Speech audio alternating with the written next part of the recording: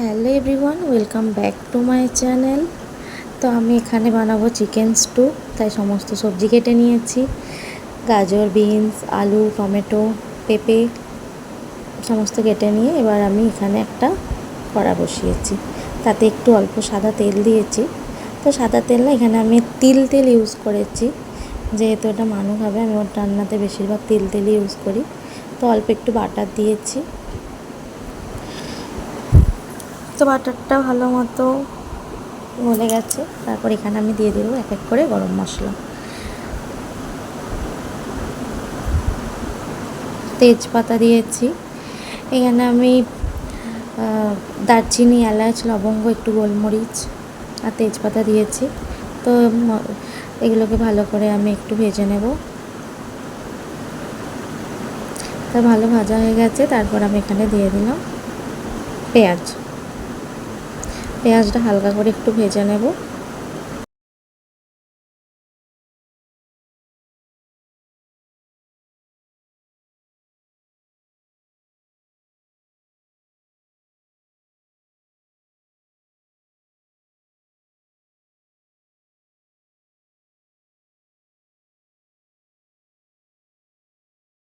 তো পেঁয়াজটা আমার এখানে হালকা ভাজা হয়ে গেছে।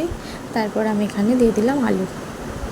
তারপর আমি এক এক করে এখানে সমস্ত সবজিগুলো দিয়ে দেবো। গাজর, বিনস, পেঁপে যা যা আছে সব দিয়ে দেবো।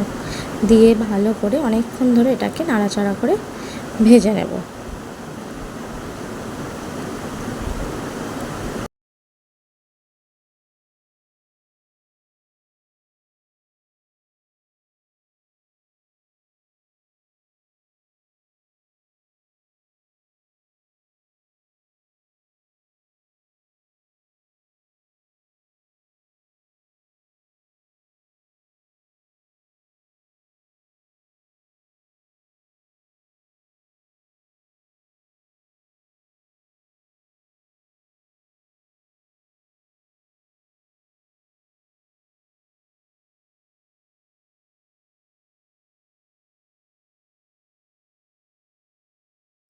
সবজিগুলো আমার হালকা ভাজা হয়ে গেছে। এবার দিয়ে দেবো আমি চিকেনটা।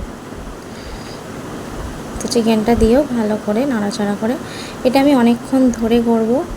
একটু ঢাকা চাপা দিয়ে ভালো করে চিকেনটা, সবজি আর তার সাথে মশলা টশলা দিয়ে সমস্ত কিছু ভালো করে কষিয়ে নেব। তো এখানে আমি চিকেনটা ভালো করে নাড়াচাড়া করে রান্না করে নেবো একটু।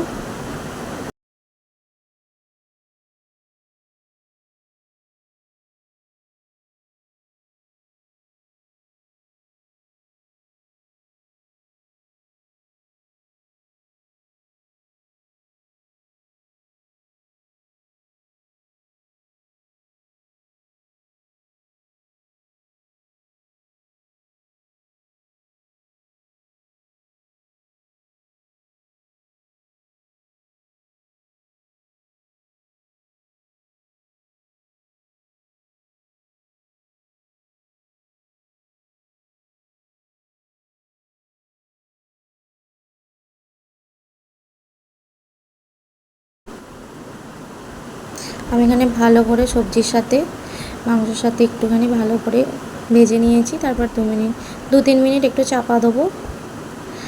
ব্যাস, তারপর আবার ভালো করে অনেকক্ষণ ধরে এটাকে আমি নাড়বো।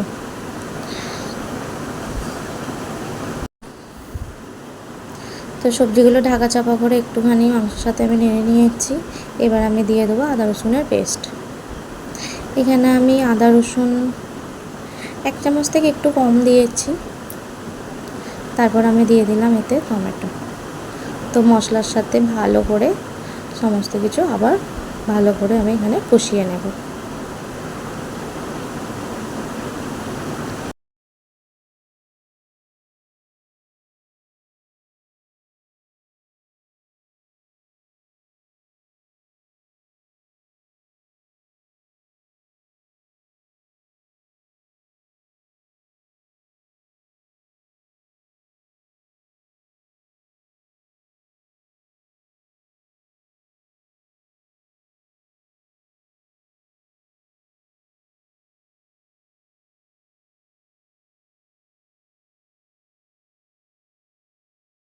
তো মশলাটা দিয়ে আমি ভালো করে এখানে কষিয়ে নিয়েছি। তো আবার আমি 2-3 মিনিটের জন্য একটু ঢাকা দিয়ে দিলাম। তারপর আবার নাড়বো ভালো করে। এটা অনেকক্ষণ ধরে একটুখানি মশলাটার সাথে কষিয়ে নিলে খেতেও ভালো হয়, আর মাংস এমনিতেই ভালো করে না কষালে খেতে ভালো লাগে না। তো আমি এরকম বারবার ঢাকা চাপা দিয়ে দিয়ে অনেকটা নরমও হয়ে যায়, এতে মাংস আর ভালো ভাজা হয়ে যায়, আর অনেকটা তেল ছাড়তেও শুরু হয়ে গেছে। তো হালকা একটু তেলও ছাড়ছে।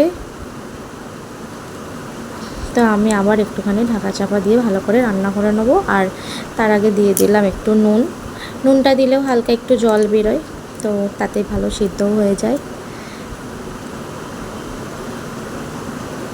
তো আমি আবারও ভালো করে নেড়ে তার কিছুক্ষণ পরে আমি জল দেবো, আর একটু নেড়ে নেবো, তারপর আমি জলটা দেবো।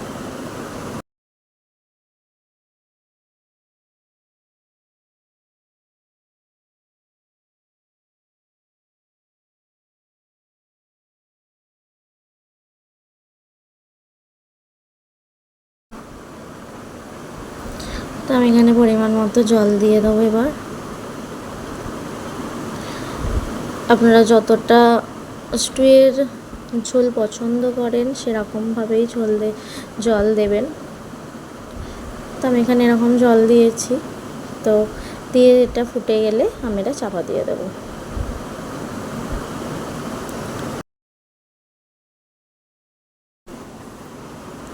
ব্যাস, জলটা এখানে ফুটে গেছে।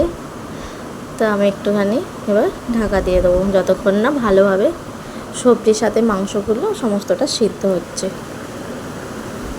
তো চলো, তার আগে একটু গোলমরিচ গুঁড়ো দিয়ে দিলাম, পরে আরেকটু দেবো অবশ্য, যেহেতু মানু খাবে তাই বেশি গোলমরিচ আমি দেবো না।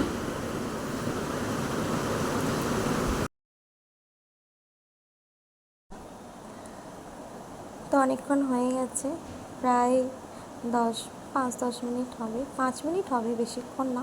তো আমি ঢাকনা খুলে দেখি যে সিদ্ধ হয়েছে কি না। না, এখনও ভালোভাবে সবজিও এখনও সিদ্ধ হয়নি। তো চিকেনটাও হালকা সিদ্ধ হয়েছে।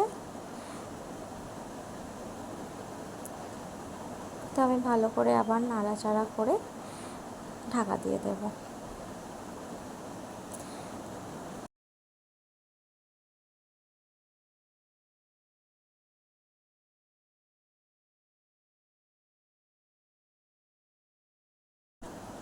তো ঢাকনাটা খুলে দেখবো এবার সিদ্ধ হয়েছে কি না। হ্যাঁ, আলু তো দেখাই যাচ্ছে গলে গেছে। আর বাদ বাকি মাঝখানে আমি একবার নেড়ে দিয়েছিলাম, আবার একটু ঢাকা দিয়ে দিয়েছিলাম। তো চিকেনটাও সেদ্ধ হয়ে গেছে। তো এটা খুবই হেলদি একটা খাবার, বাচ্চাদের জন্য তো অবশ্যই, এমনকি বড়দের জন্য। তা আমি চিকেনের ঝোলটা এরকমই রাখবো, আর তাতে আমি একটুখানি গোলমরিচ গুঁড়ো আর একটু দিলাম, আর সামান্য একটু বাটারও দেবো। আর তার নামানোর আগে একটু দেবো পাতিলেবুর রস, যেটা টেস্টটা গুণটাকে আরও বাড়িয়ে দেয়, আর খেতেও ভীষণ খুব ভালো হয়। তো আমি গ্যাসটা বন্ধ করে চাপা দিয়ে দিলাম। এবার গ্যাসটা আমি বন্ধ করে দেবো। তো দেখতেই পাচ্ছেন পুরো চিকেন স্টু আমার রেডি। তাতে আমি পাতিলেবুর রসটাই দিয়ে দিলাম।